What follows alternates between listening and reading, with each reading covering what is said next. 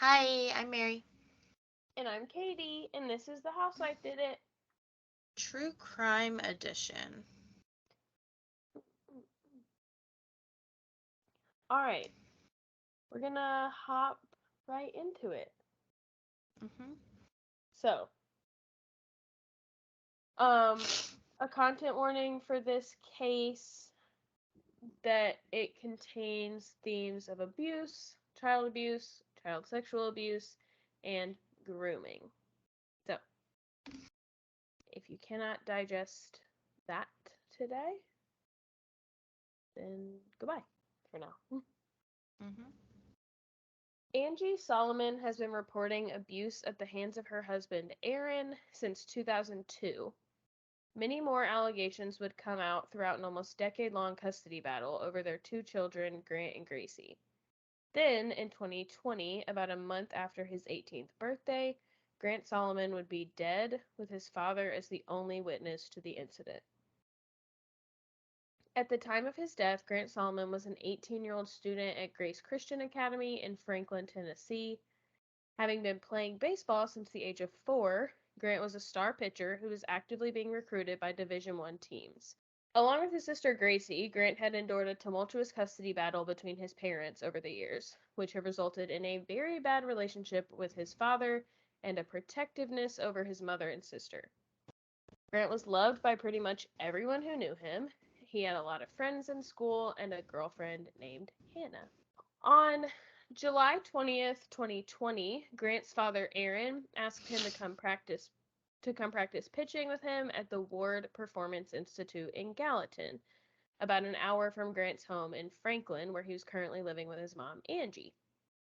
At 8:44 a.m., Aaron Solomon called 911 to report that his son's truck had run him over and he was trapped underneath it. So we're going to play that 911 call. Sumner County. I'm trying. Where's your emergency? It's 1357 South Water Street. It's off 109. Please hurry. You said 57? Please hurry. Okay, what's going on? 1357. My son's truck backed over him, and it's rolled over him and drug him into the ditch, and it's on top of him. He's trapped under the truck, and somehow it drug him underneath it. Yes, my son is under it. I'm trying to call 911. Okay, what's your name? Oh my God.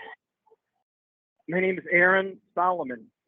And you said Oh you're my God. at 1357 South Water Avenue, right? Yes. How old Yes. is the male? He's 18. He just turned 18 a couple weeks, about a month ago. It's my son. Oh my God. Oh my God, this is not good. Is he awake and Oh, talking please hurry. to you? I don't think so. He's not alert, right? No, he's out. And he's trapped. I got 3 guys here, and he's trapped under the truck. Okay. Oh my God. I understand, sir. Stay on the phone with me while we get somebody out there. What's your name? Aaron Solomon. All right, Aaron. Huh? What kind of vehicle is it? It's a Toyota Tacoma, and the vehicle he's underneath the vehicle. Okay, I've got that. And it's Okay, I've got that. What color is it? It's a white truck. That's my son. It's somehow it backed up. Yeah. Yeah, I'm on with 911 right now. Oh my God. Oh my God. Oh my God. Was your son working on it? No, he was just getting out of it. It's the hill. We're on an incline, and I guess he didn't have it in park or something, or it wasn't engaged, or. Oh my God. Oh my God, I can't believe still this. not responding? No. And he's still No. under trust. No one can get Yes. him from under it. No, We've got units en route to you. I'm just asking you questions for we can update them, okay? Can you check and see if he's breathing? Somebody's telling me that he's coming too. Okay, Maybe. he is waking up, Maybe. kind of keeping still. So he is Well, he breathing. can't. Yeah, he can't move. I don't think he can move. I don't know. Okay, I understand. No, he can't move. He's trapped. Okay, we got somebody en route. Now, when he wakes up, he might I'm be telling him, scared. man. Can somebody just I'm get telling down him. there and talk to him? Yeah, somebody talk to him. Shit. There's blood. Is he facing up or down? He's facing up. They said he may aspirate. We need to hurry. Oh my God. So does he have blood coming out of his mouth? Yeah, there's blood coming out. Yeah, somehow it drug him down, I think. I don't know whether it was an infarct or what, or if it didn't engage the brake, or it drug him underneath somehow. Okay. They said he's facing up, Okay. but he's bleeding from his mouth. So, Grant, turn your face to the side if you can, barely, but be careful. Don't move him, okay? We can't move him. We can't move him. Oh my God. All right, Beeson, they're there. I'm going to let you go, okay? Yeah, okay. Okay. All right. Bye-bye. So, Mhm. if you're on audio, that was just the 911 call. If you're on YouTube, there are lots of things that are partially helpful flashing through, Mhm. but others that you don't have context for yet. So, Yeah. anyway, your thoughts on the 911 call? I think he sounds fairly calm throughout the whole thing. Like even especially when he's talking to whoever's around him, like, well, yeah, I'm on the phone with them right now. Like, I'm trying to call them right now.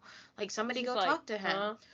Yeah, Huh? like anytime if he's saying anything other than oh my God, he sounds extremely calm. Another thing is like people who analyze like 911 calls will tell you that it's immediately suspicious if the person calling is like doesn't know exactly what happened, or like there's an accident, but they're trying to like get ahead of it and explain how it happened. So when he's like talking about like, well, the truck must have like not been in park or malfunctioned or something, like I think if my son were pinned under a truck, I don't know that I would be like trying to like rationalize it out loud to a 911 operator. And then also like some of the things that it said on the screen were that mostly what it said was that Aaron was not really near Grant, like that Grant had fallen under the truck into like a ditch, and that Aaron was still on like the parking lot hill area.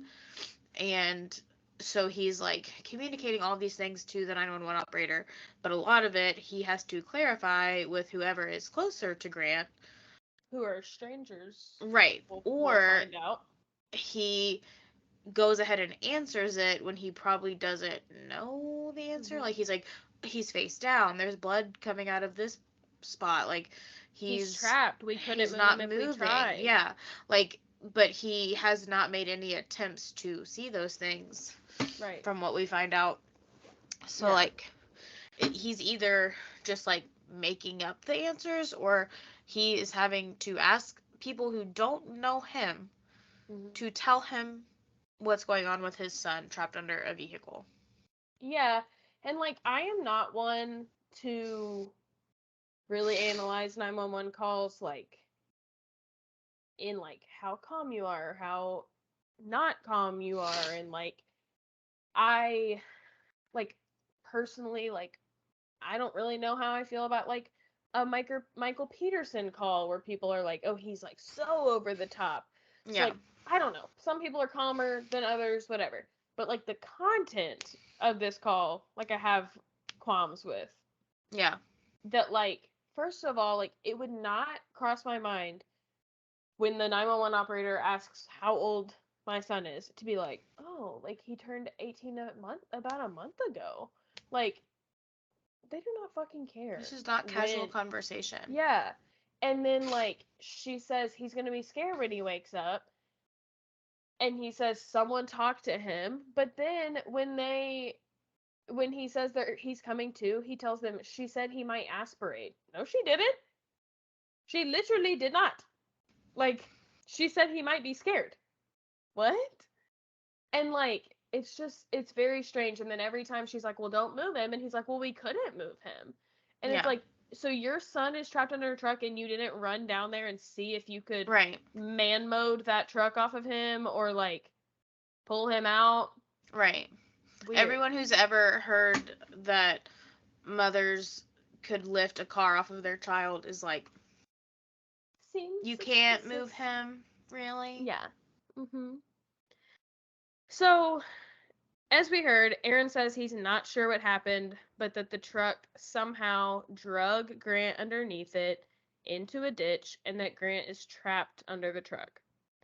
While Grant was stuck underneath his truck in a ditch, Aaron Solomon did not go down to the ditch to see if his son was okay or to try to get him out.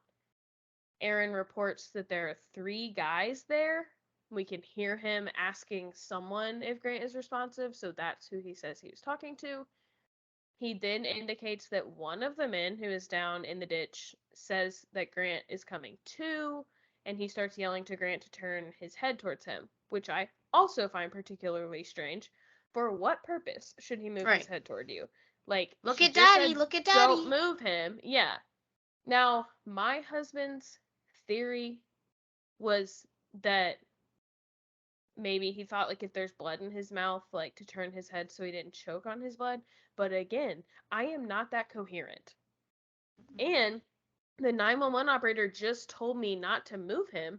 I would have said, like, oh shit, he's coming too. If he can move his head, should I have him do that? But he just, like, says, move your head. Why? Yeah. Why? I do think that, like, a lot of times, like, we hear about, like, in emergency situations, you, like, recall, like, one time I heard to do this if I'm ever in this situation. And so, like, I can see, like, Billy's theory, I think, like, checks out in some ways. But, yeah, she had literally just said not to move him. And not only, like, she had said it, but he had, like, responded to it and said, like, well, we can't move him. We couldn't move him if we tried. So, like, he's well aware that she said that. Yeah. And, like, how do you know his neck ain't broken? Yeah. He's gonna try to move his head, and I don't know. He responds to the operator that the men are saying that Grant is facing up, with blood coming out of his mouth. At this point, Aaron has remained at the top of the hill and has yet to go down to see his son. The operator says that someone should sit and talk with Grant because he will be scared when he wakes up, and Aaron instructs somebody to go sit and talk with him. I already said that. Now, that could be weird to some people. Actually, the first time I ever heard the 911 call, before any context from this case, so I must say, like, that would be my most unbiased. The first thing I thought was, like, if this woman did not stop asking me questions like that when my son's under a truck, what age is the male? I'd lose my fucking shit. Yeah. But also, I think that says something because he did not lose his shit. Yeah. He didn't really even get testy with her. Oh, when she said somebody help or somebody go, like, be with him, I feel like she meant you. Yeah, she did. You, his father, go be with him. And, like, I need an explanation for what was holding you at the top of the hill. Like, right. I thought the police would be able to see me better. Like, what? Like, why? I could not stand to see him that way. Yeah. Bad excuse, but a reason nonetheless. Yeah. Now, in Aaron's written statement, he says this, quote, "My son Grant and I pulled into WPI separately, parked side by side. I was still in my car, but noticed my son get out to get his baseball gear out of the back of his truck. I look down to check a work email, and the next thing I know, I hear and see the truck rolling backwards into the ditch. I get out of the car to try to find my son and saw that he was trapped underneath the truck and immediately called 911. End quote. Now, I'm going to actually take us back in time, and we're going to work our way back to the day of Grant's death. So, any final thoughts on that before we go backwards?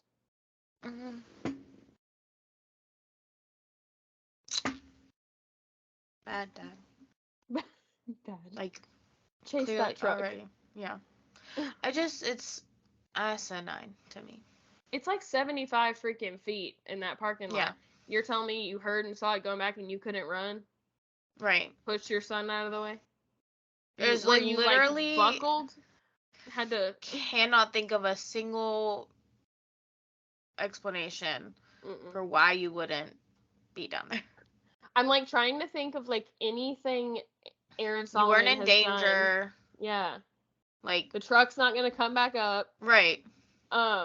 Yeah, I'm trying to think of like anything Aaron Solomon has done that I would do, and we're not there. We haven't found that. We may never. Not a single thing. No. So, all right. Back in time. Angie Huffines reconnected with a young man that she had gone to high school with, Aaron Solomon, reportedly a boy that she had found creepy during their time in school together. They had been dating for 6 weeks before she found out she was pregnant, and she admits that she had fully expected to be a single mother, but her parents convinced her to marry Aaron to offer their child the best life possible with 2 parents. The two were married in 2001, 2 weeks after finding out that Angie was pregnant, and then welcomed Grant on June 13th, 2002. 4 years later, in 2006, Gracie was born. Aaron Solomon is a former Nashville news anchor turned prominent financial planner, and he is very well known in the community. Angie Huffines Solomon is a doctor of pharmacy and received her doctorate from the University of Tennessee in 1997. Go Vols. And also, what an accomplished girly. Angie and Aaron's marriage became abusive almost immediately. In 2008, 2 years after Gracie was born, Angie found out that Aaron had been cheating on her and received reports that he was grooming underage girls. Angie, along with other sources, allege that in 2011, Aaron was asked to leave his role as a news anchor after inappropriate materials were found on his computer and phone. He, though, maintains that he left voluntarily. Of course he does. Holly Thompson, his co-host, also posted to Facebook at the time that Aaron was asked to come back as changes were being made at the station, but he chose to focus on his wife and kids. And maybe for the first time ever, chose to focus on his wife and kids.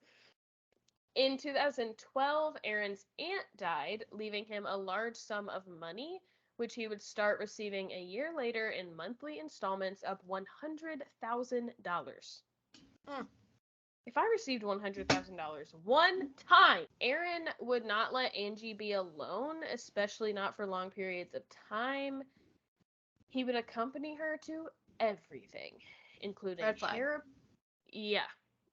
including hair appointments, which is where the girlies talk, man. And eventually to some of her therapy sessions. Red or flag. Therapist is like, if they're not asking him to leave? I know. I always like wonder about that, like, unless Angie is like so scared of him at this point that she's like, oh, no, it's fine. In therapy, Angie was diagnosed with PTSD stemming from her childhood abuse, as well as that in her current marriage. So, good news is the therapist obviously did meet with her alone sometimes to get that from her. The therapist diagnosed Aaron with narcissistic personality disorder and a sex addiction. So I guess good thing he was there sometimes. Yeah. Gracie remembers that when she was younger, her father would insist on being the only person to bathe her and would not allow anyone else in the bathroom or for her to do so alone. This was until she was at least 8 years old, possibly longer. In 2013, Gracie disclosed to her mom what was happening to her in the bathroom during those times. Just another content warning here before I go right into it. She told her mom that her father was touching her and putting things inside of her, and we will later learn that she was referring to bars of soap. Angie confronted Aaron about these allegations, and according to her, he admitted to the abuse. But he threatened her that if she ever told anyone what went on in their house, he would have her kids taken from her. This is when Angie really started developing a plan with her therapist to escape from Aaron safely with her kids. She started recording and documenting everything. And it just really is so not like her fault, but such a shame that like that didn't kick in for her when she confronted him, because then she would have had a recording of him admitting to the abuse. But I mean, he hadn't threatened to have her kids taken before that, so. And probably you're like hoping that it's not true, that there won't be an admission, because there's a misunderstanding. Yeah, she didn't. Yeah. And like genuinely, not that he's like lying about it, but. And I would have to think that like a little bit of Angie knew it at least could be true. Yeah. Knowing his history with her, and knowing that he had reportedly groomed underage girls before. But yeah, I mean, you hope that like, please God, tell me he's not doing that to our kid. Right. While I'm like there and like helpless. Right. So, on May 9th, 2013, Aaron attempted to strangle Angie with a hairdryer cord when Grant, 11 years old at the time, walked in and intervened. Aaron called 911 and Angie's parents and reported that Angie had attempted suicide by trying to hang herself using the hairdryer's power cord. Which does not make any sense to me. Yeah. But okay. Many other things would have been more effective at that. Angie was taken to the hospital where the doctor did not believe that she was at risk of harming herself. However, the doctor acknowledges that it seemed Angie was in an abusive marriage, and the records from that doctor say, quote, the staff admitted her out of caution despite the confusing presentation of abuse versus suicide attempt, end quote. The doctor suggested that Angie get a restraining order put in place, which she did, but she wasn't able to get the children included in it. Unclear why not. Yeah, silly. Maybe because they're not divorced, so like restraining, I don't know, but you can get him a restraining order from him. I don't know. Yeah. But when Angie got home from the hospital, she found that Aaron had left with Grant and Gracie. He had filed for divorce while she was hospitalized and had gotten an order of protection granted against Angie that covered both he and the children. What in the heck? How did that happen? Who is in charge here? Yeah. Is it the same people? Did the order go through the same office and they were just like he? Right. Like, because I think that if they believe his story, there is maybe some validity to like not wanting your children to be around, like, after a potential attempt, suicide. You know? Like, that's traumatizing. But in the same vein, if we why do we not believe her story and you wouldn't want your children to be around someone who tried to strangle you? Yeah, and I think, like, it also could have been granted as, like, temporary custody. Yeah. If they were just worried about suicide. But, like, an order of protection, like, Right. protecting them against Angie, what Angie allegedly did really has no, like, Right. danger to her children. Right. Whereas what Aaron allegedly did is dangerous to his children. And like, had been doing. Right. But this is not the first time he assaulted her. Right. And I just, like, we don't know, but, like, I would kind of assume if she's placing that request for the restraining order while she's in the hospital, that they're asking for medical records from her hospital stay, where the doctor said, looks like she's being abused. Right. But pish off. What do doctors know? So, when Angie left the hospital that day, after her husband had tried to kill her in front of their children, I guess, sadly, he had gained full custody of those kids. Later in the month, Aaron would allow Angie to see the kids again as long as she, quote, behaved. But the next morning at 5 a.m., he asked the kids to come with him to get donuts for their mom. So basically, they were at Angie's, and then he says, let's sneak out and go get donuts for mom. And after they picked up the donuts, Grant and Gracie realized that their dad was not driving them back towards the house. And at this time, Grant attempted to jump out of the moving vehicle. And Aaron grabbed his wrist so hard that Grant thought that it was broken. So, that tells us how the kids feel about him already. Mm-hmm. Also, like... Maybe we should listen to them? Yeah. No, of course not. But, I don't know, there's, like, no... evidence of, like, did she misbehave in Aaron's eyes? Like, it doesn't sound by any account like anything went wrong. Like, he just was like, I giveth and I taketh away. Yeah. Because I have the power to do that. During the time that they were living entirely with Aaron, he controlled absolutely every aspect of their lives. Grant lost 25 pounds due to a strict diet that his dad made him adhere to, and Gracie had large dark bags under her eyes. They spent the next 7 years in and out of family court, fighting for custody. Judge Philip E. Smith required Angie to have a mental health evaluation completed before she could see her children again. Dr. Freeman was appointed by the courts, and she agreed with the opinions of the medical professionals before her that Angie was not an unfit mother and showed no signs of mental illness.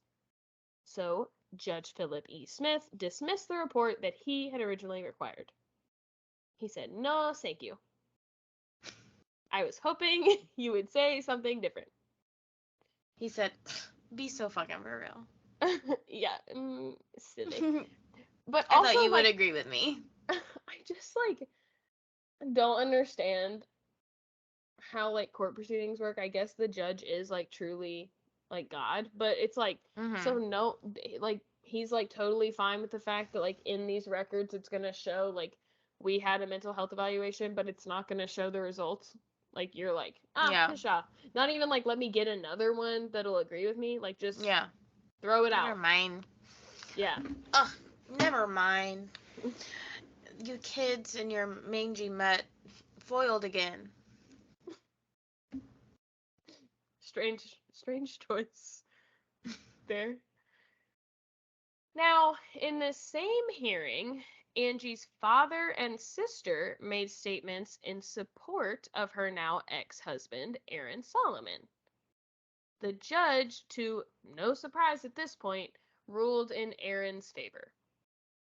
During this time, Gracie says that their dad made them, during this time meaning after the hearing, and when they went back to live with him, Gracie says that their dad made them believe that their mom was dead. She cannot remember at what point they became aware that their mom was actually alive. I'm also, like, not clear on, like, if she's physically present at the trial, so I don't know if he's, like, trying to make them believe that she did complete suicide, Mm-hmm. or if he's just like, yeah, you just saw her, but now she's dead. Poof. Dead. Sorry. Don't know what happened, but she's dead. Your hamster went to live on a farm. Yeah. Vibes. Weird. Like, but it's like, you like want to rack your you brain don't and be think like, they'll find out? yeah, but you're like, why are his lies so bad? And then Yeah. it's like, because they can be. Yeah. Because he's never had to be like to be clever in any of them, and people still give him whatever he wants. It's so strange. He's like, this will work for a little bit. They'll stop asking me. Yeah. Until I need a babysitter, and then their mom will be alive again, and I'll let her see them. Yeah. In February of 2014, Aaron allowed Angie to start seeing her kids again, even letting them spend overnights at her house semi-frequently. However, he remained manipulative and controlling of the situation, at one point calling the police while the kids were at Angie's and alleging that she kidnapped them. How do you enter her back into the mix after you told them she died? Like, how does that come? You know what? Your mom's not dead, and I would love for y'all to see her again. Yeah, and like Gracie said, like, I don't remember when we became aware she wasn't dead again. But yeah, I would seriously love to know how that happened. Did he have to come clean and say, your mom's not dead? Or did it just kind of, when you're a kid, like, things just happen and you're like, oh, that's true. Did they bump into her at the grocery store and they're like, Dad? Wait a second. Wait a fucking She's second. not dead. And he's like, that I never said that. Looks just I never said she was dead. like our mother. Yeah. So, but because Angie kept records of their text conversations, she showed the police that Aaron had approved for the kids to be over there. In fact, even asked for the kids to be over there. But the police still came and removed the children, stating that it did not matter what Angie and Aaron had agreed on if it violated the custody agreement. But Aaron violated the custody agreement. Right. By giving his children to somebody that's not supposed to have them, apparently. Right.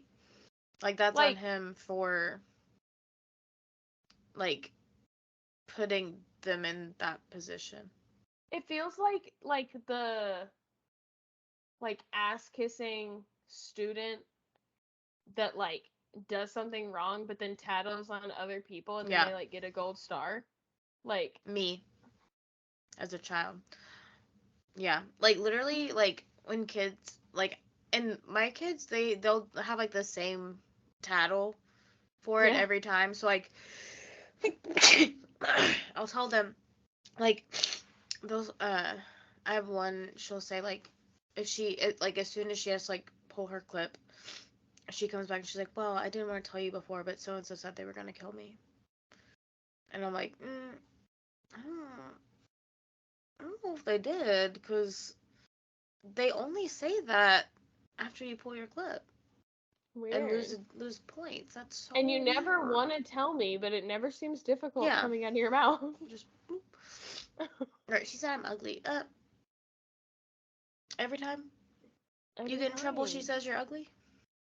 Crazy. Yeah, and it's like not only did the police say both of y'all pulled your clips, they said, Angie, pull yours, but Aaron, you're still on green. Yeah. And like, why? One time when I was in kindergarten, I told a girl we had like bears. It was like green, brown, red. And a girl had pulled hers to brown and she was like really upset. And I said, just put it back. Our teacher's like 80,000 years old. She's not going to notice. And she did. And I immediately turned around and I said, she pulled her clip back to green. Her bear back on green. And she had to pull it to red. You's a bitch. And she didn't say, well, teacher, I didn't want to tell you this, but Mary told me to put it on green. This girl's got no survival skills, not ratting your ass out. I swear to God, like, today, somebody, one of my kids licked a ruler. I said, did you lick my ruler? And he said, yeah, but he told me to. With the quickness with which it came out. That Where is your where is your survival instinct? Mm-hmm. Where is your animal instinct to throw under the bus? Because mine was there. Mm-hmm. Like, immediately whipped around. Yeah. Now, back to the serious, not just clips, consequences. Mm-hmm.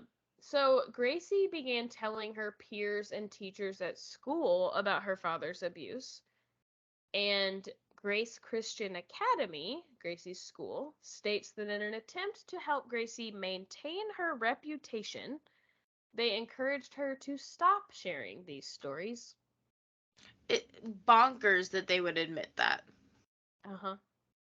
Like, I think when I first heard that, I did not realize that it was in a statement. Mm-hmm. Like, that they willingly said that. Mm-hmm.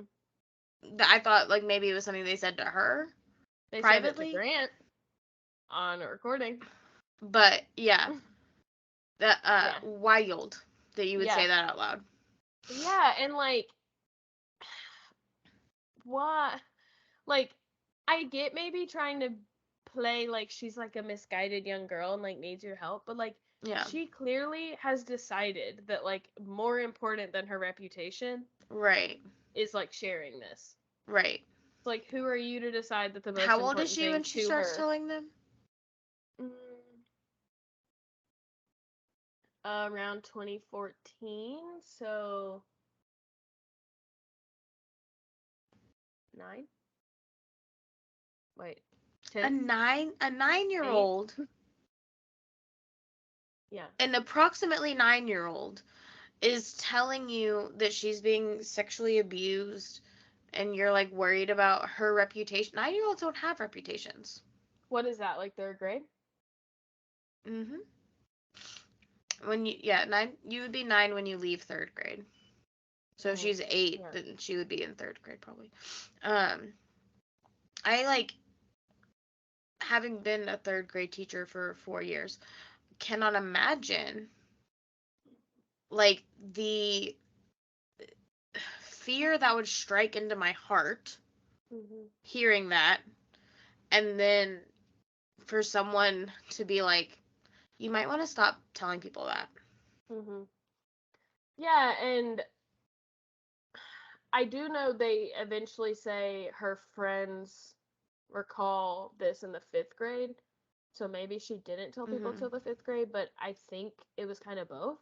Regardless. If I understood it right, but that's elementary school. Those are babies. And when they're talking to Grant, they're like, well, what do you think? Like, do you really think she wanted boys to know that? And Grant's like, I'm sure she didn't, but, like, she also wanted you to help her. Right. But, like, your Grace Christian Academy, your concern is, like, how boys are gonna feel about her? Like, she's so desperate for help, for grown-ups to know, the people she has been told to tell, to know. She's not worried about the repercussions or the side effects. Like, she just wants to get help and do what she's been taught her whole life, probably by these exact people. Right. To do. And, like, how devastating to think, like, this awful thing's been happening to me. I finally got the nerve to tell people because I've always been told my whole life to tell an adult, and now the adults aren't going to help me. My mom can't help me because my dad took me away from her, and the only other adult in my life is my dad. Right. Like, how my terrifying. Abuser. Yeah. Yeah. Awful. I, like, literally,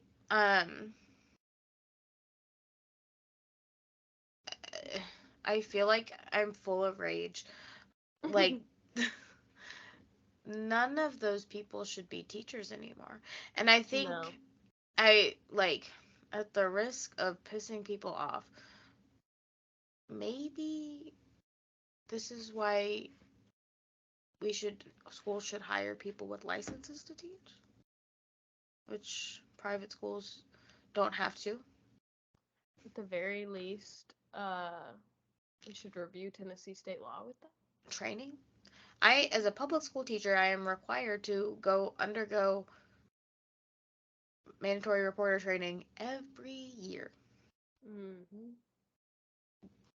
If you think I haven't memorized it by heart and can ace that test without looking back at the videos, I can't. So, like, at the very least, yeah, some kind of training. But like, I just can't imagine like this is like a tangent now.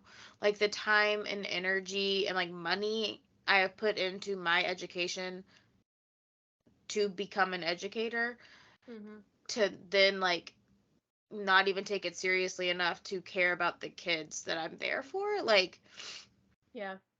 And it feels like some people who become teachers really believe the idea like those who can't do teach, and they're just there. Like, I had a teacher tell our mom once that she started teaching because she like didn't have anything else to do. And like she was like, I don't know, I just thought like I don't know what else to do. And like she was an awful teacher. Yeah.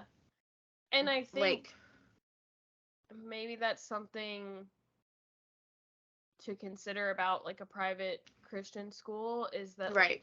like these teachers might consider their job to be more about like religious education or like faith building, right, or basically bringing up good Christian children with good reputations, yeah, than it is teaching them or right, like caring for them. right. And like I think also with like private schools, so you don't have to be licensed. I mean, it's up to the school because it's private, but you don't have to be licensed to teach in a private school, and you get paid nothing. So a lot of people who do become teachers in private schools are people who have like nothing else to do, because like it's not, or like super lucrative. It's like a stepping stone, or like just that like you're not like making a living. Like it's like less than $30,000 a year. Yeah. A lot of the times to start out. And so like it just, yeah, that's a separate tangent, and I'm sorry to all the private school teachers. The ones I know are great. These ones though, like it just like puts, it's like one of those things that like I think if they were different people, if she had had different teachers, things would have been very different. Yeah. Gracie's friends recall that in the 5th grade, Erin came to try to pick Gracie up from school, but she had trapped herself in the principal's office and told them about the abuse so that she would not have to go with him. Gracie's best friend spoke out, saying that the school leaders had actually instructed that she and her friends not tell anyone what they had heard about Gracie's father, even their parents. No. Imprison them. Immediately no. Like, what? I think my favorite thing about like new age parenting is that if an adult tells you that you have a secret from me as your parent, that is not an adult you should trust. Like, and like I think like I say little things like throughout the day, like, oh my gosh, don't tell your parents I did that. Like, but like embarrassing things for me. Yeah. Not like legit, like if they actually went home and told their parents, I wouldn't be in trouble and it'd be funny. Yeah. But like if you are in all seriousness as an adult telling a child to keep a secret from their parents, you need clinical help. You should not be around children. Yeah. And you need help. Like, this is just more adults in her life who are asking her to keep secrets for them. Right. and there's no safe adult in her life. So, like, Right. not only did they not do anything, but they're trying with all of their might to prevent anyone from doing anything to help her. And so now what she knows is not only they tell me to tell adults, does it not go anywhere, but also they are going to keep my dad's secret. So he doesn't want me to tell anyone. And the only person I can tell is my mom, but she can't do anything about it. And then I tell other people and they say, shh. And it's Yeah. like, you have to start thinking, like, did he get to them before me? Like, why? Like, would Also, like, they? how devastating to be a fifth grader and, like, trust that if I tell them what's happening, they will not let me go home with them. Mhm. And then to have that trust so, like, horribly broken. Like, of course you think, like, if I tell them this will all stop, it'll go away. Yeah. Like, I'll be safe. And, like, Yeah. And not then, even like, in the slightest. imagine getting in the car after that. Because Right. if I had to bet money, they told Aaron. Right. Or at the very least, she gets in the car crying, Mm-hmm. very upset. So, like, now you're in the car with your abuser who either Right. knows or has a hint that you're trying to rat him out. Right. A recipe for disaster. Right. And we know that he's not only a sexual abuser, he's also physically abusive, at least to Angie at that point. Mhm. Like, she probably scared as shit. He's at least capable of these things. Right.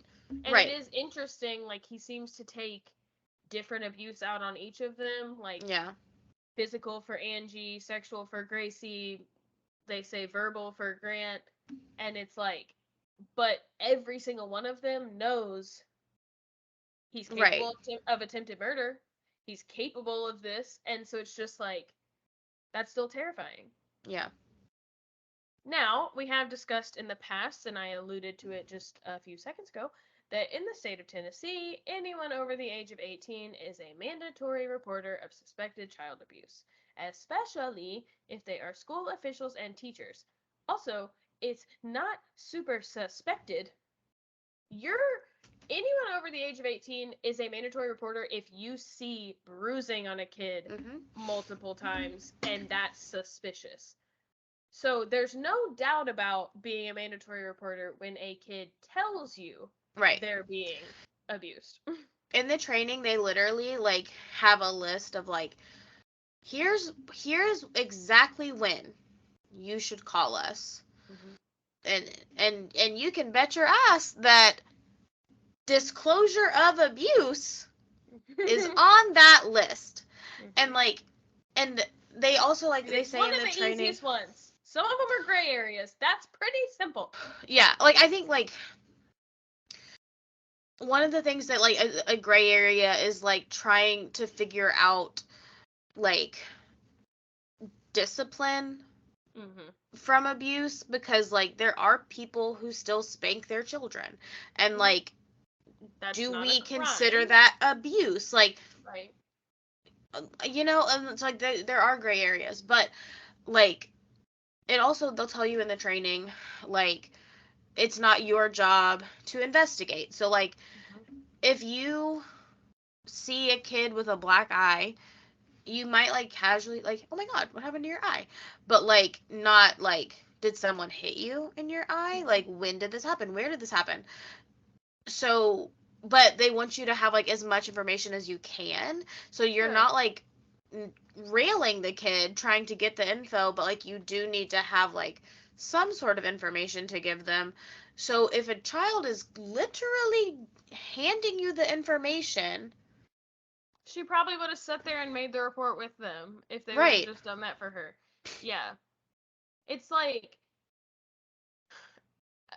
I think, like, the worst thing that can happen is you say, hey, this kid comes in injured a lot.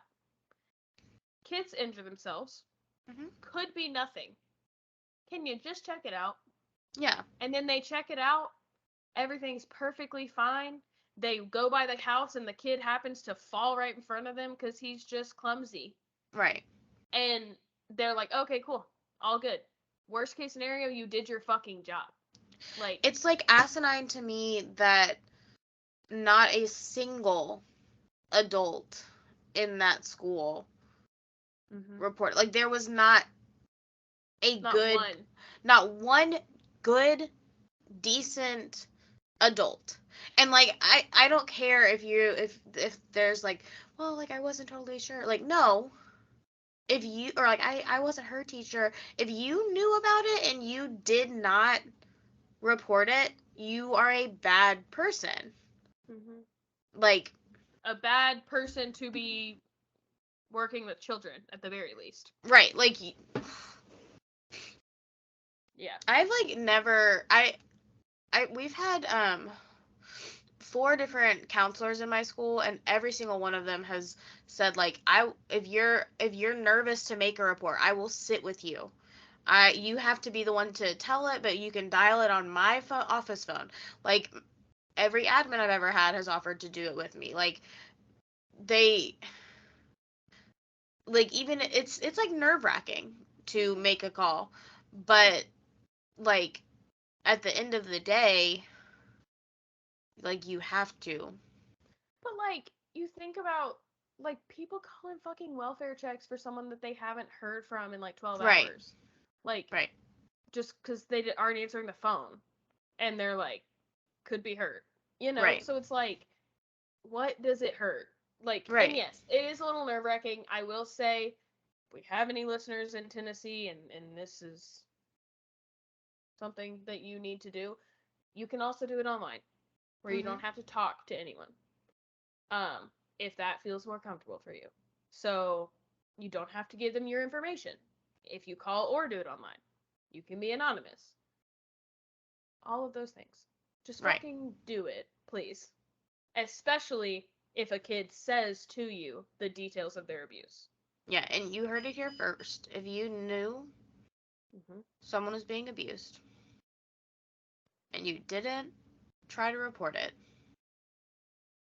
you're on our hit list. Great with kids. Yeah. Get away from the children. Get away, get away, get away. Ugh. However, not only did the school neglect to report the abuse, but they continued to allow Aaron Solomon to the school at times when he was not picking up his children, and even in later years after Grant's death, when Gracie was no longer a student there. What did they? Do you have any? Do they ask him, like, what are you doing here? What's up? Like, I think he's just friends with them.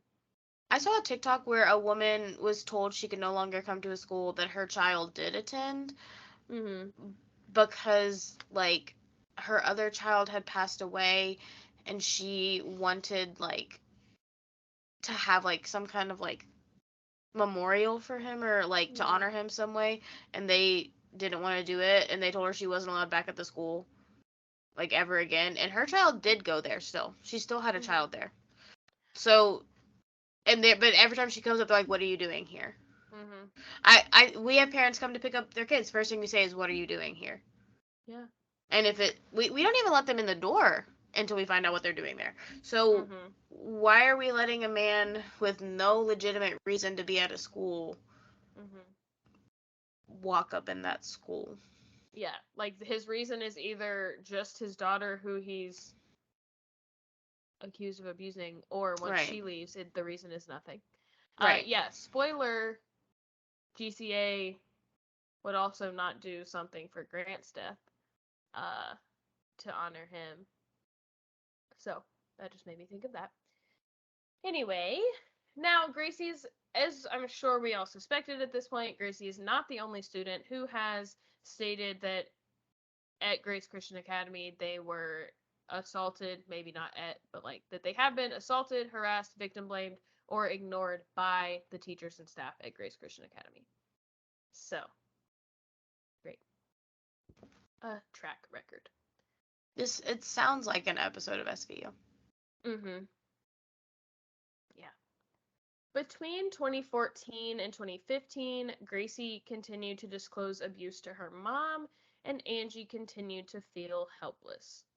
Gracie was able to sneak onto FaceTime on some occasions and show her mom bruises on her inner thighs. Erin told Gracie that the bruises were from her swimsuit rubbing the area. Okay, she's also not 3. Like, Right. she just like, oh, honey. Like, She's not a fucking idiot. she knows what they're from. Also, where her bathing suit at? Why is her bathing suit on her thighs? I'm confused. Gracie also reports times when she would become exceptionally sleepy before waking up in her father's bed with pain in certain parts of her body. It is also said that at some point while custody was back and forth, Aaron refused to pay for Gracie's school uniforms unless he could see her try them on. But once again, with images of bruising and more information from Gracie, Angie continued to try to get the kids out safely. In April of 2015, Aaron got Angie thrown in jail for failure to pay child support, all while he was receiving $100,000 a month from his aunt's trust. Also, but scum. Oh, my belly keeps That's too much money. Yeah, dude. You don't need any more. No. What are you doing with that money? What in the heck? Angie's best friend, who had allowed the family to stay with her at some times while trying to get them away from Aaron, says that she had also reported to the school, but nothing was done. And she also reported to DCS, but the claim was screened out within 30 minutes. Although the DCS worker acknowledged that Aaron seemed dangerous, that same worker would later testify on his side in court. Is he just giving people $100,000 each? Yeah, that's why he needs the child support.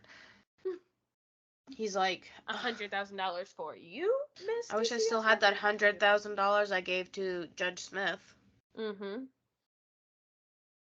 Grant really did act as his mom and sister's protector in a lot of ways. Although he himself was scared of his dad and experienced abuse from Aaron, he still did what he could to keep them safe. Grant had a meeting with GCA staff to explain to them how they had failed his sister. It's basically just a recording of the GCA staff defending themselves to Grant, saying, what else were we supposed to do to help her? And what, did you want everyone at school to know that about your sister? There's a whole rule for what you're supposed to do. There's just one thing. We're not asking that you physically go in there and, like, save her. Right. Like, lay your lives on the line. Just you could have Googled, what do I do when a child tells me they're being abused, and you would have found one answer. Mm-hmm. Grant also had a meeting with the head pastor of Grace Chapel, which is the connected church to Grace Christian Academy and where the Solomons went to church. The pastor's name was Steve Berger, and he claims that Grant wanted to meet about strengthening his faith. But Grant reports that he met to ask for help for himself and his family. Angie also reached out to a church elder and attorney by trade, asking for help, to which he replied, "There is nothing that we can do." There is something. There is something. There's that one thing. You're so close. That one thing. Like, could you, and maybe it would have made a difference. Maybe this is how indestructible Aaron Solomon is. But could you imagine if every teacher at that school reported it? Every one of Gracie's friends' parents reported it. Every church elder that they called reported it. Surely they would have no choice but to save this girl. But no. Maybe they get one measly report even from Angie's best friend, and it probably comes across like she's just trying to, like, get back at Angie's ex-husband. If even one of her friends' parents had known. Mm-hmm. Yeah. Through her multiple efforts, Angie was able to get Gracie connected with the Davis House Child Advocacy Center. Gracie and Angie both gave interviews to the social worker with Davis House, who then called DCS afterward, but was told to stop any investigation into this matter. What? That's suspicious. That's too quick for you to be saying that. The quickness. I don't. Mm-mm. Throughout 2018, Angie was reaching out to various people in law enforcement, legal officials, and people from their church to try to get help for her children, but also for others at GCA. She tells them that she also believes Aaron to be grooming underage girls via social media. Among the claims is that Aaron had DM'd a girl that was a friend of Grant's, asking if he could take some photos of her playing sports. What? Are you a photographer, sir? Are you trained at this? Yeah. Weird. Obviously. Do her parents know that you're asking her this? Yeah. Obviously would say no. No. That same year, Grant and Gracie ran away from their father's home to Angie's. Aaron had police go get them and bring them back in a cop car so that they would be scared into not running away again. It did not work. Obviously. Don't you think you have done all you can to try to scare them? The cop car, the safety of a cop car without you in it is gonna scare them. It's probably like living with you. That's probably like the loosest their chests have ever been. In They're the back calm. of that cop car. They're feeling good. I mean, except that they know where they're headed back to, but they're like, oh, I can stay here a little longer. I can take a breath. Take the long way to my dad's, please. In court. This is so awful, like. So crazy. Yeah. Ugh. This man makes no sense. In court, Grant testified that he did not feel safe living with his father, and that he felt that his father was capable of killing him. The judge, once again, did not remove the children from the care of Aaron Solomon, but said to Grant, "You are 6'4" and your dad is 5'8". I think that you can handle yourself." You have never heard of a weapon, sir? What, you think we're just fist fighting this out? Like, also, like that's the part we, like, hone in on. Like, okay, we could also say you're 15 and he's 40. Like, you're a child and he's your father. Like, you've never attempted a murder and he has. Yeah. In August, Aaron took Grant and Gracie to North Carolina for Grant's baseball tournament, but back at home, a guardian ad litem had just been assigned to their case with an upcoming hearing scheduled. Aaron told Gracie that they had to return to Nashville for the hearing, but Grant would stay behind to play. Gracie would later detail this in a video titled "A Cry for Help" that she shared publicly. They stopped to stay in a hotel in Asheville, where Gracie obviously requested that they have 2 separate beds. Because why would she want to share a bed with her dad? In a good circumstance. In general. Why would she want to share a bed with her dad? But especially in these. But Aaron got them only 1 bed, and Gracie alleges that her father raped her that night in Asheville, and she was 12 years old. When they got back for the hearing, Gracie had previously recorded a video testimony explaining why she would like to live with her mom and her experiences with her father. The judge refused to even watch Gracie's video. And then the same judge would later also refuse to hear testimony from Grant and Gracie's friends. After the hearing, which was no surprise, the judge still decided in Aaron's favor, and Gracie had to return to North Carolina with him. Gracie did create a video testimony eventually telling this story, as well as did interviews where she drew pictures of the assault by her father in North Carolina. Experts felt convinced that the drawing was real due to the picture displaying knowledge of sexual acts that a 12-year-old would not otherwise know, and including evidence of penetration. In court-ordered therapy, Aaron agreed to stop picking Gracie up from school, but when he still showed up one day, Gracie ran to the headmistress's office and began frantically texting her mom. The headmistress, Rona Branson, called the headmaster, Robbie Mason, into the office, who said to her, "That's old news, Gracie. Now get in the car." Also, headmistress and headmaster, that's gross. After more hearings, the judge eventually watched part of Gracie's testimony and then ruled that Gracie could go live with her mother for the time being, but that Grant is a big boy and he'll be fine staying with his dad. At some point after this, Grant did successfully run away back to his mother's, and for whatever reason, didn't end up having to go back to his dad's. So, good for Grant. In 2019, Angie filed another petition against Aaron, but Judge Dina Johnson, a member of Grace Chapel Church and wife of Senator Jack Johnson, dismissed the case and then banned Angie from filing any more motions against Aaron for 4 more years, or until Gracie was 18. What in the fuck? Yeah. Like, just better hope no one does anything to you again for 4 years. Crazy. Grant made it very clear that once he himself was 18, he would do whatever he could to keep his family safe, including testifying against his father. While it doesn't seem that Grant experienced physical or sexual abuse at the hands of his father, almost everyone in their lives corroborated that he was verbally abused, and he obviously also knew what his father was capable of after watching him attempt to murder his mother. And that brings us back to where we started in 2020, when Grant went to pitching practice with his dad that morning on June 20th. Grant had not been alone with Aaron in about 2 years.